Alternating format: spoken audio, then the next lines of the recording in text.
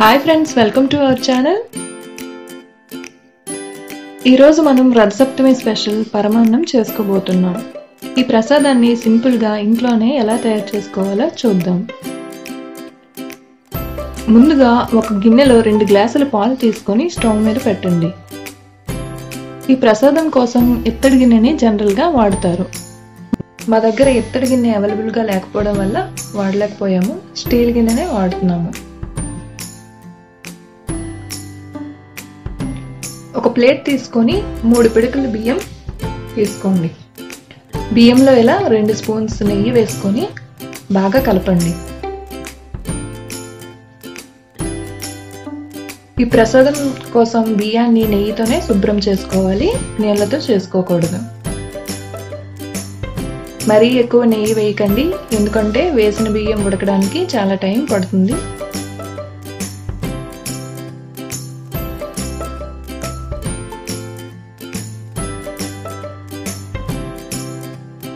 Stove పైన ఉన్న పాలు బాగా కాగనివ్వాలి. చూస్తున్నారు కదా, ఇలా పాలు బాగా కాగాక 3 పొంగులు వస్తుంది.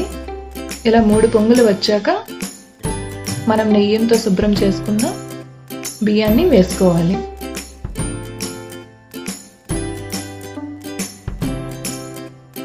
చూస్తున్నారు కదా, ఇలా 3 పొంగులు రావాలి.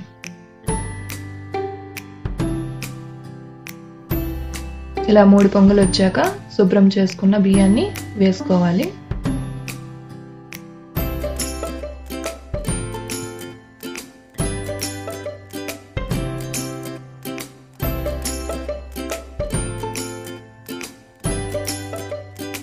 ఈ బియ్యం పాలలో ఉడకడానికి ఒక 10 నుంచి 15 నిమిషాలు టైం పడుతుంది.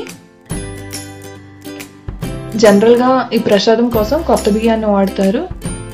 కొత్త బియ్యం ఒకవేళ లేకపోయినట్టయితే మార్కెట్లో దొరికే బియ్యాన్ని కూడా వాడుకోవచ్చు. మార్కెట్లో దొరికిన బియ్యం అయితే మాత్రం ముందుగానే శుభ్రం చేసుకొని పెట్టుకోవాలి.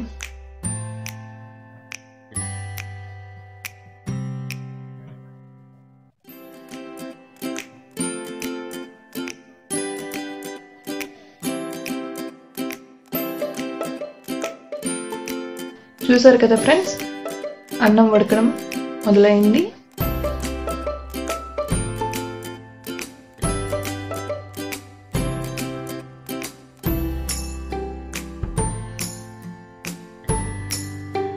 ఇలా కలుపుతూనే ఉండాలి.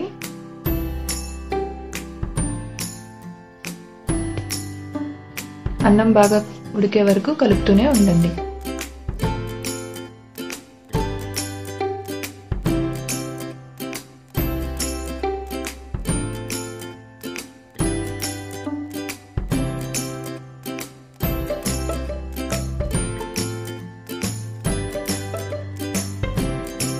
ఫ్రెండ్స్, చూస్తున్నారు కదా, అన్నం బాగా ఉడికింది.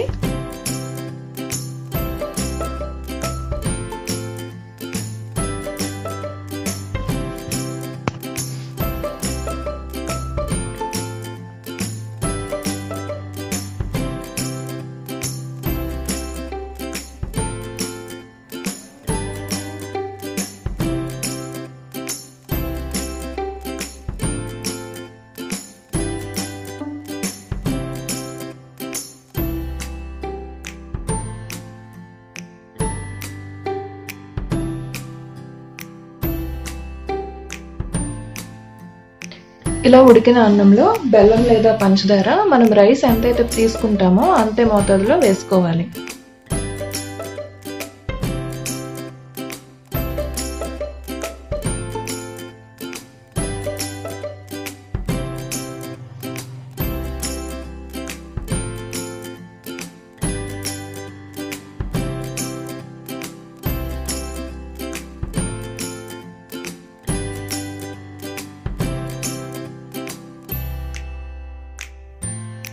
ఇందులో మనం 3 పిడికిల రైస్ తీసుకుందాం, అంతే మోతాదులో బెల్లం లేదా పంచదారని వేసుకోండి.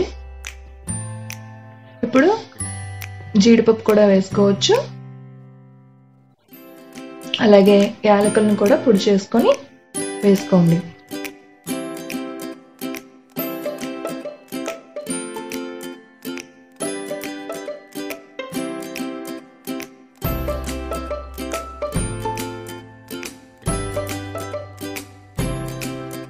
ఇది బాగా కలుపుతూనే ఉండండి. మీడియం ఫ్లేమ్లో పెట్టుకొని ఉడకనివ్వండి.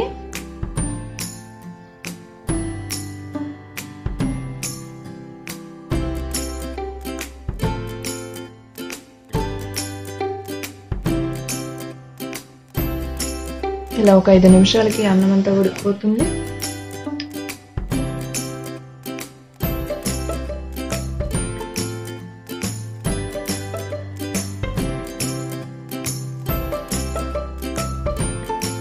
ఉడికిన తర్వాత కాసేపు చల్లారనివ్వండి.